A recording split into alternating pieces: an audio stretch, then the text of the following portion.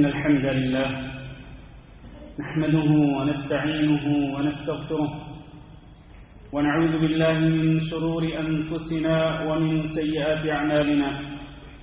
من يهده الله فلا مضل له ومن يضلل فلا هادي له، وأشهد أن لا إله إلا الله وحده لا شريك له، وأشهد أن محمدا عبده ورسوله.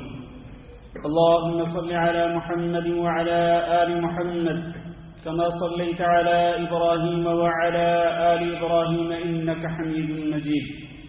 اللهم بارك على محمد وعلى آل محمد كما باركت على إبراهيم وعلى آل إبراهيم إنك حميد مجيد.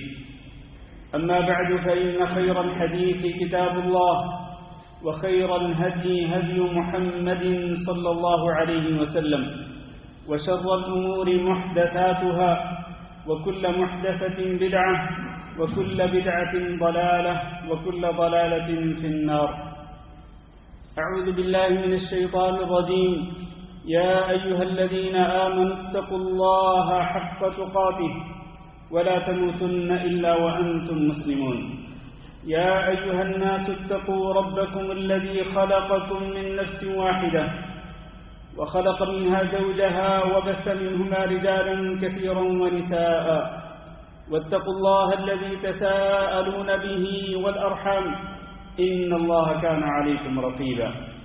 يا أيها الذين آمنوا اتقوا الله وقولوا قولا سديدا يصلح لكم أعمالكم ويغفر لكم ذنوبكم، ومن يطع الله ورسوله فقد فاز فوزا عظيما. لائق احترام عزیز القدر بھائیوں، دوستوں اور معززات خواتین اسلام، نبی کریم صلی اللہ علیہ وسلم اپنے ہر خطبہ حاجت میں 3 آیات قرآنیہ تلاوت فرماتے تھے. یہ 3 آیات قرآنیہ وہ ہیں جو ابھی آپ نے میری زبانی سنی. ان تینوں آیات کے اندر ایک بات جو مشترکہ طور پر کہی گئی ہے وہ ہے اللہ رب العزت کا تقوی اختیار کرنا. سورۃ آل عمران کی آیت میں اللہ نے فرمایا یا ایھا الذین آمنوا اتقوا اللہ حق تقاتہ، اے ایمان والو تم اللہ تعالیٰ سے اس طرح ڈرو جس طرح ڈرنے کا حق ہے. پھر دوسری آیت سورۃ النساء کی پہلی آیت ہے، اس میں اللہ تعالیٰ نے تمام کے تمام لوگوں کو خطاب کر کے فرمایا کہ یا ایھا الناس اتقوا ربکم، اے لوگو تم سب اپنے رب سے ڈرتے رہو. اور تیسری آیت سورۃ الاحزاب کی آیت ہے، اس میں اللہ تعالیٰ نے اہل ایمان کو خاص طور پر خطاب فرمایا کہ یا ایھا الذین آمنوا اتقوا اللہ وقولوا قولا سدیدا، اے ایمان والو تم اللہ تعالیٰ سے ڈرتے رہو اور تم سیدھی سیدھی بات کیا کرو. تو یہ جو اللہ رب العزت کا تقوی ہے اس کی یاد دہانی کراتے تھے نبی کریم صلی اللہ علیہ وسلم اپنے ہر خطبہ حاجت میں. جو بھی خطبہ ارشاد فرماتے، چاہے وہ خطبہ جمعہ ہوتا، چاہے وہ خطبہ نکاح ہوتا، چاہے وہ خطبہ نماز استسقاء ہوتا، کوئی بھی خطبہ نبی صلی اللہ علیہ وسلم ارشاد فرماتے تو اس میں آپ صلی اللہ علیہ وسلم یہ تینوں آیات پڑھ کر لوگوں کو اور خصوصاً اہل ایمان کو اللہ سے ڈرنے کا حکم دیتے تھے. اور یہ اللہ کا تقوی ہے کیا؟ اللہ کا تقوی حقیقت میں یہ ہے کہ آپ اللہ رب العزت کے تمام احکامات پہ عمل کریں، اور اللہ رب العزت نے جتنی باتوں سے منع کیا ان تمام کی تمام باتوں سے آپ اجتناب اور پرہیز کریں. یہ تقوی ہے. یا ایھا الذین آمنوا ادخلوا فی السلم کافہ، اے ایمان والو تم پورے کے پورے اسلام کے اندر داخل ہو جاؤ، یعنی پورے کے پورے اسلام پہ عمل کرو. اللہ تعالیٰ نے جتنی باتوں کا حکم دیا ان پہ عمل کرو، اور جتنی باتوں سے منع کیا ان سے اجتناب اور پرہیز کرو. یہ ہے تقوی حقیقت میں. اور اللہ رب العزت کے احکامات میں سے ایک بہت بڑا حکم جو ابھی ہم نے پچھلے دنوں پورا کیا اللہ کی توفیق کے ساتھ، اور وہ ہے رمضان مبارک کے فرض روزوں پر عمل کرنا. الحمدللہ اللہ کی توفیق کے ساتھ ہم نے رمضان المبارک کے فرض روزے رکھے، اللہ تعالیٰ سے دستہ دعا گو ہیں کہ اللہ ہمارے وہ روزے قبول فرمائے، اور ان روزوں کو اللہ رب العزت ہماری مغفرت کا اور بخشش کا ذریعہ بنا دے اور جہنم سے نجات پانے کا ذریعہ بنا دے۔ میرے بھائیوں، آج کے خطبہ جمعہ میں اللہ رب العزت کے ایک اور حکم کی طرف آپ کو توجہ دلانا چاہتا ہوں۔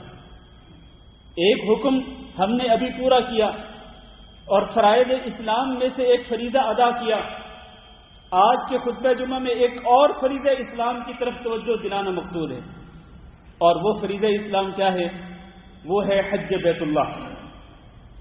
ہو سکتا ہے بعض لوگ یہ سوچیں کہ آج ابھی تو رمضان گزرا، ابھی پچھلے جمعہ کو عید الفطر کی نماز ادا کی گئی اور عید الفطر منائی گئی، ابھی تو شوال کا ابتدائی حصہ ہے، تو ابھی سے حج کے بارے میں گفتگو کرنے کا کیا تک بنتا ہے؟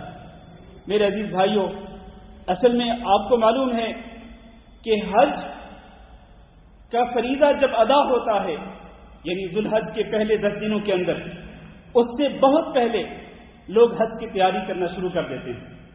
جنہوں نے حج کرنا ہوتا ہے وہ بہت پہلے حج کی تیاری کرنا شروع کر دیتے ہیں، بلکہ یہاں پر کویت کی وزارت الاوقاف کی طرف سے اس سال حجاج کرام کی رجسٹریشن رمضان المبارک کی ابتدا ہونے سے بھی پہلے مکمل ہو چکی تھی۔ رمضان المبارک شروع ہونے سے بھی پہلے حجاج کی رجسٹریشن مکمل ہو چکی تھی۔ ابھی کل ہی میں نے ایک رپورٹ پڑھی کہ کویت کے لیے جو کوٹا ہے وہ صرف 8,000 کا ہے، کہ یہاں سے 8,000 حجاج کرام جا سکتے ہیں، اور وزارت الاوقاف نے جب وہ لنک دیا سوشل میڈیا پہ کہ آپ رجسٹریشن کرائیں اور ہر ایک کو اجازت دی، تو اس میں 43,000 لوگوں نے رجسٹریشن کروائی۔ ان میں سے صرف 8,000 لوگوں کو سلیکٹ کیا گیا۔ یہ 8,000 لوگ وہ ہیں جنہوں نے اب تک فریضہ حج ادا نہیں کیا تھا اور وہ پہلی مرتبہ حج کرنا چاہتے تھے۔ تو اس کا معنی یہ ہے کہ بہت پہلے سے ہی حج کی تیاری شروع کر دی جاتی ہے۔ پاکستان اور ہندوستان میں بھی آپ دیکھیں، وہاں پر بھی رمضان مبارک سے بھی پہلے حجاج کی رجسٹریشن کا کام جو ہے وہ شروع کر دیا گیا تھا، اور آج کل یہ کام فائنل ہو رہا ہے، لوگوں کی حج ویزے لگائے جا رہے ہیں۔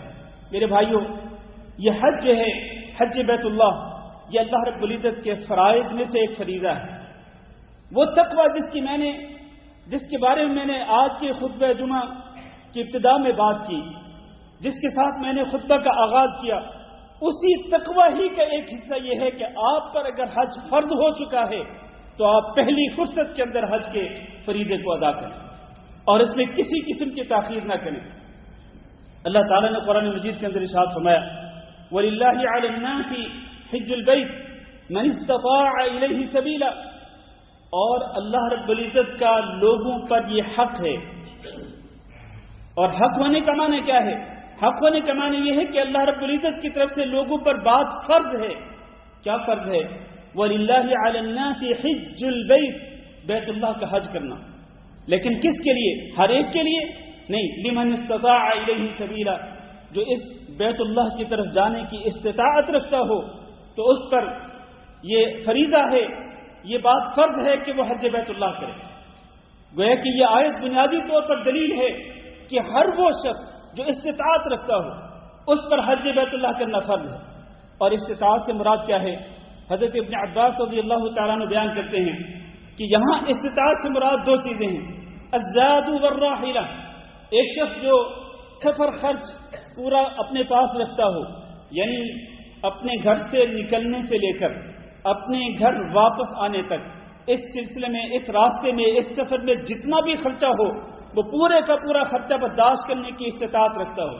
دوسرا والراحلہ، اور وہ سواری رکھتا ہو یا سواری کا کرایہ ادا کرنے کی استطاعت رکھتا ہو۔ اور اس میں یہ بھی ہے کہ ایک تو مالی استطاعت رکھتا ہو، دوسرا یہ کہ وہ بدنی طور پر بھی استطاعت رکھتا ہو، یعنی جسمانی طور پر وہ سفر کرنے کے قابل ہو، وہ سواری پر بیٹھ سکتا ہو، سفر کر سکتا ہو۔ یہ دونوں چیزیں اگر موجود ہوں، مالی استطاعت بھی ہو، جسمانی استطاعت بھی ہو، تو جس شخص کے پاس یہ دونوں استطاعتیں ہوں گی اس شخص پر یہ فرض ہے کہ وہ حج بیت اللہ کا فریضہ ادا کرے۔ اور حضرت ابو ہریرہ رضی اللہ تعالیٰ عنہ بیان کرتے ہیں کہ خطبنا رسول اللہ صلی اللہ علیہ وسلم، رسول اکرم صلی اللہ علیہ وسلم نے ہمیں خطبہ دیا، باقاعدہ خطبہ ارشاد فرمایا۔ دیکھیں اس میں فرق ہوتا ہے، ایک تو یہ ہے نا کہ عام مجلس کے اندر بیٹھ کر ایک بندہ بات کرے، اور ایک یہ ہے کہ باقاعدہ ممبر پہ آ کے بندہ خطبہ ارشاد فرمائے۔ رسول اکرم صلی اللہ علیہ وسلم عام طور پر اپنے صحابہ کرام کے درمیان میں بیٹھ کر آپ صلی اللہ علیہ وسلم واعظ و نصیحت کرتے تھے اور دین کے احکام ان تک پہنچاتے تھے، اور بعض اوقات جب کوئی بات بہت ہی زیادہ اہمیت والی ہوتی تو آپ صلی اللہ علیہ وسلم باقاعدہ ممبر پہ تشریف لا کر آپ صلی اللہ علیہ وسلم خطبہ ارشاد فرماتے تھے۔ تو اس خطبہ میں آپ صلی اللہ علیہ وسلم نے کیا ارشاد فرمایا؟ فرمایا یا ایھا الناس ان اللہ قد فرض علیکم الحج فحجوا، لوگو اللہ تعالیٰ نے تم پہ حج فرض کر دیا ہے، لہذا تم حج کا فریضہ ادا کرو۔ لوگوں میں سے ایک شخص نے کہا اکل عام یا رسول اللہ، کیا اللہ تعالیٰ نے ہر سال حج کرنا فرض کیا ہے؟ نبی صلی اللہ علیہ وسلم خاموش ہو گئے۔ اس بندے نے دوبارہ یہی سوال کیا، آپ صلی اللہ علیہ وسلم خاموش رہے۔ اس بندے نے تیسری مرتبہ یہ سوال کیا، نبی صلی اللہ علیہ وسلم پھر بھی خاموش رہے، لیکن پھر آپ صلی اللہ علیہ وسلم نے فرمایا لو قلت نعم لوجبت، اگر میں ہاں کہہ دیتا تو پھر یہ حج ہر سال فرض ہو جاتا، اور اگر یہ ہر سال حج فرض ہو جاتا لمستطعتم، تو تمہیں اس کی استطاعت نہ ہوتی۔ تو اس سے معلوم یہ ہوا کہ زندگی میں ایک مرتبہ حج بیت اللہ کا فریضہ ادا کرنا ضروری ہے، ہر اس شخص پر جو کہ اس کی استطاعت رکھتا ہو۔ اور رسول اکرم صلی اللہ علیہ وسلم نے جو فرائض اسلام گنوائے، یعنی دین اسلام کے 5 بنیادی ارکان، ان میں ایک حج بیت اللہ بھی ہے۔ اللہ کے رسول نے فرمایا بنی الاسلام علی 5 شہادت ان لا الہ الا اللہ وان محمد رسول اللہ واقام الصلاۃ وایتاء الزکاۃ وصوم رمضان وحج البیت لمن استطاع الیہ سبیلا۔ وہ کہ دین اسلام کے بنیادی ارکان میں سے ایک رکن ہے، وہ ارکان کے جن پر دین اسلام کی عمارت قائم ہے۔ اگر کوئی شخص استطاعت رکھنے کے باوجود بھی فریضہ حج کو ادا نہیں کرتا اور ہر سال بہانے بناتا ہے کہ اس سال میں نے پلاٹ خریدنا ہے، اس سال میں نے فلیٹ بک کروانا ہے، اس سال میں نے اپنے بیٹے یا بیٹی کی شادی کروانی ہے، اس سال یہ کام کرنا ہے، اس سال وہ کام کرنا ہے، اس طرح وہ لیٹ کرتے کرتے کرتے کرتے 10ویں 20ویں سال اس اللہ کے فریضے کو مؤخر کر دیتا ہے، یہاں تک کہ جب اس کے پاؤں قبر تک پہنچنے والے ہوتے ہیں تو پھر اس کو خیال آتا ہے کہ کاش میں حج بھی کر لیتا، لیکن اس وقت اس کی ہمت جواب دے چکی ہوتی ہے، اور اس وقت اس کے ذمے بہت ساری اس کی ذمہ داریاں ہوتی ہیں، تو پھر وہ حج بیت اللہ کا فریضہ ادا کرنے کی استطاعت نہیں رکھتا ہے۔ تو اس لیے رسول اکرم صلی اللہ علیہ وسلم نے فرمایا کہ جو شخص اس کی استطاعت رکھتا ہو تو وہ حج بیت اللہ کا فریضہ جو ہے وہ پہلی فرصت میں ادا کرے اور اس کو لیٹ نہ کرے، بلکہ نبی صلی اللہ علیہ وسلم نے فرمایا کہ من اراد الحج فلیتعجل، جو شخص ارادہ کرتا ہو کہ میں نے حج کرنا ہے تو پھر فلیتعجل، پھر اس کو جلدی کرنی چاہیے، جیسے ہی اس کو موقع ملے تو اس کو حج کا فریضہ ادا کر لینا چاہیے۔ کیوں؟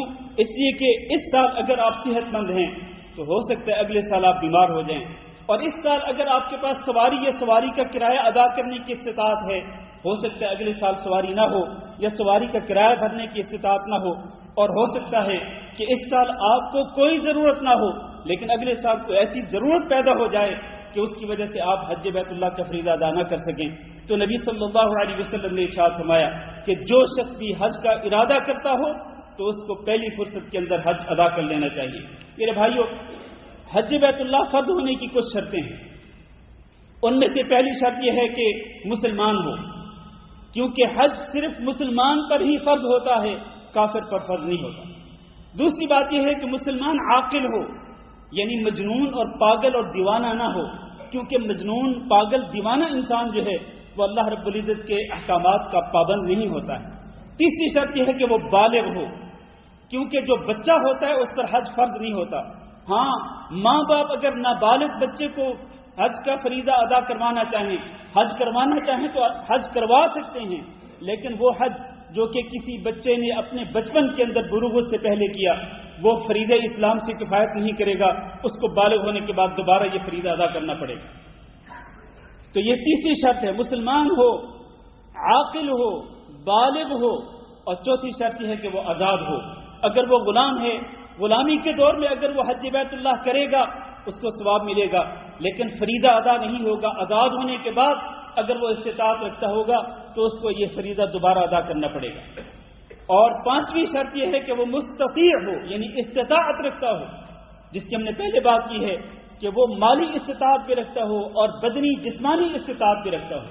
اور چھٹی شرط جو کہ خواتین کے لیے خاص ہے وہ یہ ہے کہ خاتون جو مسلمان ہو، عاقل ہو، بالغ ہو، آزاد ہو، استطاعت بھی رکھتی ہو، اس کے لیے چھٹی شرط یہ ہے کہ اس کے ساتھ سفر کرنے کے لیے محرم بھی موجود ہو. اگر اس کے پاس محرم نہیں یا محرم ہے لیکن وہ سفر نہیں کر سکتا حج کے لیے تو اس پر حج فرض نہیں ہوگا اور اس سے اللہ تعالیٰ قیامت کے دن اس کے بارے میں پوچھ گچھ نہیں کرے گا. تو یہ شرطیں میرے بھائیوں جس کے اندر پوری ہوئی، آج موقع ہے. آج ابھی لوگ حج کے لیے تیاریاں کر رہے ہیں، ابھی رجسٹریشن کے مراحل سے گزر رہے ہیں. آپ اپنے اپنے ملکوں سے حج کا فریضہ ادا کر سکتے ہیں. آج آپ جائزہ لے لیں کہ کیا آپ جسمانی اور مالی طور پر استطاعت رکھتے ہیں یا نہیں رکھتے. اگر استطاعت رکھتے ہیں تو پھر آپ پہلی فرصت کے اندر اسی سال حج کرنے کی، حج کا فریضہ ادا کرنے کی کوشش کریں. اللہ تعالیٰ سے دعا کرتے ہیں کہ اللہ رب العزت ان تمام لوگوں کے لیے حج بیت اللہ آسان فرمائے کہ جو حج بیت اللہ ادا کرنا چاہتے ہیں. اللہ ان کے لیے آسانیاں فرمائے اور ان کو اللہ رب العزت حج مبرور کی سعادت نصیب فرمائے. میرے بھائیوں مختصر طور پر حج کے کچھ فضائل بھی ذکر کرنا چاہوں گا. نبی کریم صلی اللہ علیہ وسلم کے پاس ایک صحابی آئے، عمر بن عاص رضی اللہ تعالیٰ.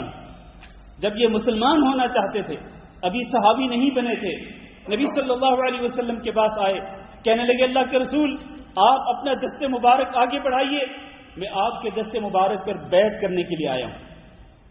تو نبی صلی اللہ علیہ وسلم نے اپنا دست مبارک آگے بڑھایا. اس صحابی نے اپنا ہاتھ پیچھے کھینچ لیا اور کہنے لگے اللہ کے رسول آپ کے دست مبارک پہ بیعت کرنے سے پہلے آج میں شرط لگانا چاہتا ہوں. آپ نے پوچھا وہ شرط کیا ہے؟ کہا شرط یہ ہے کہ میں آپ کے دست مبارک پہ بیعت تب کروں گا، اسلام تب قبول کروں گا جب اللہ رب العزت میرے پچھلے تمام کے تمام گناہ معاف کر دے. یہ میری شرط ہے. نبی صلی اللہ علیہ وسلم نے فرمایا اما علمت ان الاسلام یہدم ما کان قبلہ، کیا تمہیں اس بات کا علم نہیں کہ اسلام پچھلے تمام کے تمام گناہوں کو معاف کر دیتا ہے. یعنی کفر کی حالت میں بندے نے جتنے بھی گناہ کیے ہوتے ہیں اگر وہ اسلام قبول کر لے گا صدق کے دل کے ساتھ تو اللہ اس کے پچھلے تمام کے تمام گناہوں کو معاف کر دے گا. بڑے گناہ ہوں، چھوٹے گناہ ہوں، اللہ سارے کے سارے گناہوں کو معاف کر دے گا. اور کیا تمہیں یہ نہیں پتا ان الہجرۃ تہدم ما کان قبلھا، کہ جب انسان اللہ کی رضا کی خاطر دار الکفر کو چھوڑ کر دار الاسلام کی طرف ہجرت کر کے جاتا ہے تو اللہ اس کی ہجرت کی وجہ سے اس کے پچھلے تمام کے تمام گناہوں کو معاف کر دیتا ہے. اور تیسری بات نبی صلی اللہ علیہ وسلم نے اس صحابی کو ارشاد فرمائی وَأَنَّ الْحَجَّ يَهْدِمُ مَا كَانَ قَبْلَهُ، یہ بات بھی یاد رکھو کہ حج اس سے پہلے جتنے بھی گناہ ہو چکے ہوتے ہیں اللہ حج کی وجہ سے پچھلے تمام کے تمام گناہوں کو معاف کر دیتا ہے.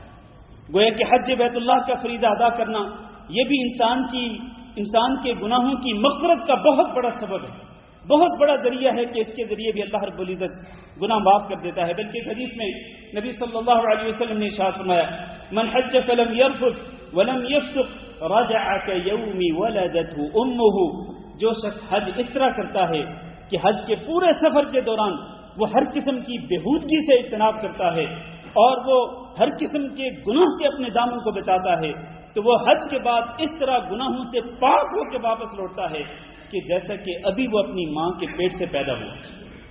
جیسے ایک بچہ بالکل پاک ہوتا ہے جب وہ اپنی ماں کے پیٹ سے پیدا ہوتا ہے، بالکل اسی طرح سے حاجی بھی اگر اس نے حج ان دو شرطوں کے ساتھ کیا کہ اس نے ہر قسم کی بےہودگی سے بھی اجتناب کیا، بے حیائی سے بھی اجتناب کیا اور تمام گناہوں سے اپنے دامن کو بچا کے رکھا اور اس نے حج اس طرح کیا جس طرح اللہ نے حکم دیا اور جس طرح رسول اکرم صلی اللہ علیہ وسلم نے کر کے دکھلایا تو اس کا وہ حج مبرور ہوتا ہے اور اس کے بدلے میں اللہ رب العزت اس کو گناہوں سے اس طرح پاک کر دیتا ہے کہ جس طرح ایک بچہ اپنی ماں کے پیٹ سے گناہوں سے پاک ہو کر پیدا ہوتا ہے.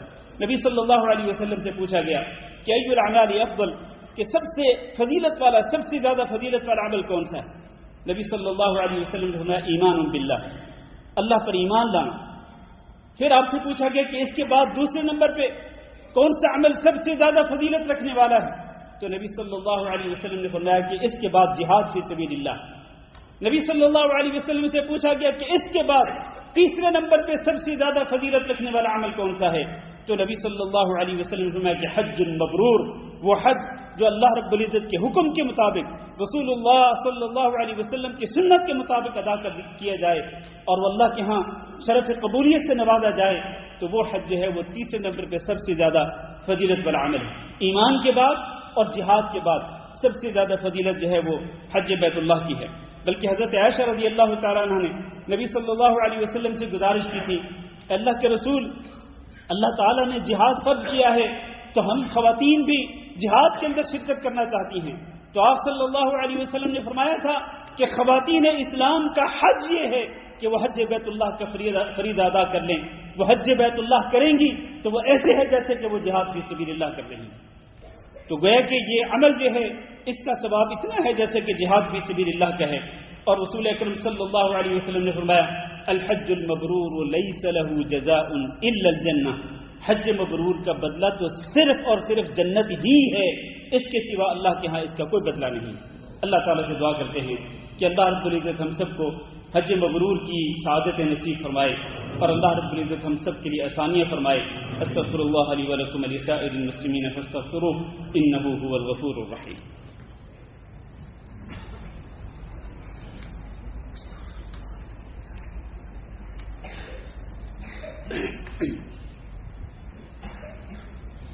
إن الحمد لله نحمده ونستعينه ونستغفره ونعوذ بالله من شرور أنفسنا ومن سيئات أعمالنا، من يهده الله فلا مضل له ومن يضلل فلا هادي له، وأشهد أن لا إله إلا الله وحده لا شريك له، وأشهد أن محمدا عبده ورسوله. اللهم صل على محمد وعلى آل محمد كما صليت على إبراهيم وعلى آل إبراهيم إنك حميد مجيد. اللهم بارك على محمد وعلى آل محمد كما باركت على إبراهيم وعلى آل إبراهيم إنك حميد مجيد. أما بعد، میرے عزیز بھائی اور دوستو، حج بیت اللہ کے فریضے کے تعلق سے ایک اور بات یاد کرنا چاہتا ہوں. وہ یہ ہے کہ اس دور کے اندر اگرچہ بہت زیادہ آسانیاں پیدا کر دی گئی ہیں، لیکن حقیقت یہ ہے کہ حج بیت اللہ کے لیے بڑی توانائی اور بڑی ہمت چاہیے. ہمت والا کام ہے، صبر والا کام ہے، برداشت والا کام ہے، اور یہ کام وہی بندہ کر سکتا ہے کہ جو جوان ہو اور اس کی ہمت جوان ہو اور وہ یہ ساری مشقتیں اٹھا سکتا ہو. حج بیت اللہ کے فریضے کو ادا کرتے ہوئے کئی مشقتوں کا سامنا کرنا پڑتا ہے. تو جو شخص یہ مشقتیں برداشت کر سکتا ہو اس کو چاہیے کہ وہ تبھی وہ حج بیت اللہ ادا کرے جب وہ ان مشقتوں کو برداشت کرنے کی استطاعت رکھتا ہو. لیکن اس کا یہ مطلب نہیں ہے کہ جو شخص بوڑھا ہو چکا ہو تو وہ حج بیت اللہ نہ کرے. نہیں، بوڑھے لوگ بھی حج بیت اللہ کر سکتے ہیں اگر وہ مشقتیں برداشت کر سکتے ہوں تو، اور ان کے ساتھ اگر ایسا ساتھ موجود ہو تو پھر وہ حج بیت اللہ کی سعادت ضرور حاصل کریں. لیکن یہ بات یاد رکھیں کہ ایک شخص مالی طور پر استطاعت رکھتا ہو، اس کے پاس مال بہت ہے لیکن جسمانی طور پر استطاعت نہیں رکھتا، یا تو اس لیے کہ وہ بہت زیادہ عمر رسیدہ ہو چکا، یا پھر اس لیے کہ وہ بیمار ہیں اور اپنی بیماری کی وجہ سے وہ حج بیت اللہ کی مشقت کو برداشت نہیں کر سکتا، تو اس پر سے حج کا فریضہ ساقط نہیں ہوتا، حج کا فریضہ ختم نہیں ہوتا. اس کے لیے یہ لازم ہے کہ وہ اپنی طرف سے اس بندے کو اپنا نائب بنا کے حج کے لیے بھیجے کہ جو پہلے اپنی طرف سے فریضہ حج ادا کر چکا ہو، یعنی اپنی طرف سے حج بدل کروائے، یہ اس پر فرض ہے. رسول اکرم صلی اللہ علیہ وسلم کے پاس ایک شخص آیا، کہنے لگا اللہ کے رسول، میرے باپ نے اسلام تب قبول کیا کہ جب وہ بوڑھا ہو چکا تھا، اور اب وہ اس کی حالت یہ ہے کہ وہ سواری پر سوار ہونے کے بھی قابل نہیں ہے. یعنی اگر اس کو سواری پہ بٹھایا جائے، اور اس دور میں سواریاں کون سی تھیں؟ یہی گدھا، خچر اور اونٹ وغیرہ، گھوڑے وغیرہ. تو وہ بندہ سواری پر بیٹھنے کی بھی قابل نہیں ہے. ایک بندہ اپنے باپ کے بارے میں نبی صلی اللہ علیہ وسلم کو آگاہ کر رہا، تو کیا یہ کافی ہوگا کہ میں اس کی طرف سے میں حج کر لوں؟ تو نبی صلی اللہ علیہ وسلم نے پوچھا، یہ بتلاؤ کہ تم اپنے باپ کی سب سے بڑی اولاد ہو، سب سے بڑے بیٹے ہو؟ کہا جی میں سب سے بڑا بیٹا ہوں. تو اللہ کے رسول نے فرمایا، اگر تمہارے باپ پہ قرضہ ہوتا لوگوں کا قرضہ ہوتا تو کیا تم اگر اپنے باپ کی طرف سے قرضہ ادا کر دیتے تو وہ ادا ہو جاتا؟ تو اس نے کہا جی بالکل ادا ہو جاتا. تو نبی صلی اللہ علیہ وسلم نے فرمایا کہ یہ حج بیت اللہ کا فریضہ اللہ کا قرض ہے، یہ تم اللہ کی طرف، یہ اس اپنے والد کی طرف سے یہ اللہ کا قرضہ ادا کرو اور اپنے والد کی طرف سے حج بیت اللہ کرو. اس طرح سے یہ فریضہ جو ہے وہ ادا ہو جائے گا تمہارے باپ کی طرف سے. لہذا اس سے یہ ثابت ہوتا ہے کہ ایک بندہ جو جسمانی طور پر استطاعت نہ رکھتا ہو اور مالی طور پر استطاعت رکھتا ہو تو اس سے فریضہ حج ساقط نہیں ہوتا، ختم نہیں ہوتا، بلکہ اس کے لیے لازم ہے کہ وہ اپنی طرف سے کسی اور بندے کو جو توانا ہو، باہمت ہو، دیندار ہو اور دین کی سمجھ رکھتا ہو، حج بیت اللہ کے حکام کو جانتا ہو، اس کو اپنی طرف سے نائب بنا کر کے وہ حج بیت اللہ کے لیے بھیجے تاکہ اس کا فریضہ حج ہے وہ ادا ہو سکے. اللہ تعالیٰ سے دعا کرتے ہیں کہ اللہ ہم سب کو یہ فریضہ ادا کرنے کی توفیق دے اور پہلی فرصت میں ادا کرنے کی توفیق دے، اور اللہ رب العزت سب حجاج کرام کے لیے آسانیاں فرمائے. اللهم اغفر لنا وللمؤمنين والمؤمنات وللمسلمين والمسلمات الأحياء منهم والأموات. اللهم إنا نسألك العفو والعافية والمعافاة الدائمة في الدنيا والآخرة. اللهم إنا نسألك رضاك والجنة ونعوذ بك من سخطك والنار. اللهم فرج هم المهمومين ونفس كرب المكروبين وقض الدين عن المدينين واشف مرضانا ومرضى المسلمين. اللهم آمنا في أوطاننا واجعل هذا البلد آمنا مطمئنا وسائر بلاد المسلمين. عباد الله، إن الله يأمر بالعدل والإحسان وإيتاء ذي القربى وينهى عن الفحشاء والمنكر والبغي يعظكم لعلكم تذكرون. سبحان ربك رب العزة عما يصفون وسلام على المرسلين والحمد لله رب العالمين.